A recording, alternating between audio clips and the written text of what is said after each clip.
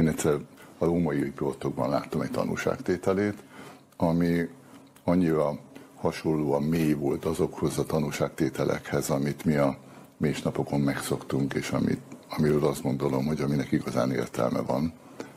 Hogy azt gondoltam, hogy ha ennek a hölgynek van bármilyen írásos munkája, akkor azt érdemes lefordítani. És akkor így kerestem meg azt a könyvet, megrendeltem, a Krisztina megkapta a névnapjára, először ránézett, és azt mondta, hogy ruandai népírtás, gyerekeink akkor voltak kicsi, mikor ez volt 94-ben, de aztán csak nem hagyta nyugodni, elkezdte olvasni, és egy héten belül azt mondta, hogy érezte, hogy neki ezt le kell fordítani. És az így kezdődött. Mennyi ideig tart egyébként egy ilyen könyvet lefordítani? Azért ez egy elég kemény olvasmány, igen. Kemény olvasmány is, meg terjedelmes is. Terjedelmes is, meg én azt gondolom, hogy a fordítás minősége az kulcskérdés. És ugye mondják, hogy a jó munkához idő kell, tehát a Krisztina nagyjából egy év alatt fordít le egy könyvet, miután nem ez a fő foglalkozása, hanem ezt kvázi hobbiból csinálja. Mi meg nem üzleti megfontolásból adjuk ki ezeket a könyveket, hanem elsősorban evangelizációs céllal.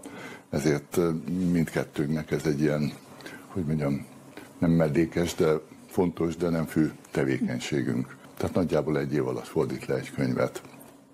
Úgyhogy így keletkezett a Megmaradtam hírmondónak, aminek a fő üzenete, miután az Immaculének arról az alapélményéről szól, hogy 94-ben heted magával gyakorlatilag egy 8 négyzetméteres fürdőszobában vészelte át azt a 3 hónapot, ami alatt 1 millió embert írtottak ki a népírtás során, és ez alatt az ő hite, ima élete, a rózsafüzérrel és a szűzanyával való kapcsolata az nagyon mély lett. És ez segítette őt abban, hogy ezt a teljesen borzalmas élményt igazából mégiscsak a Jóisten erejéből és segítségével a kiengesztelődés felé tudta magában is fordítani. A könyvben alapvetően nem a borzalmak a dominánsak igazából, hanem az ő lelki fejlődése. És azt gondolom, hogy ezért is érdemes ezt elolvasni.